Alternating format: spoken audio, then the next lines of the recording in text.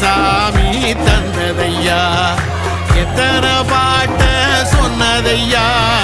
சுத்துற பூமி கண்டதையா அடிச்சு வீசும் காத்துலையும் அந்த தகப்பனாச சுத்துதையா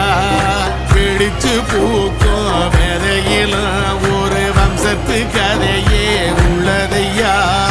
100 தலைமுறை சேர்ந்து செதுக்குன ஈர நலம் இது பாறையா வாழும் வரையிலும் நீ உகதைக்கிற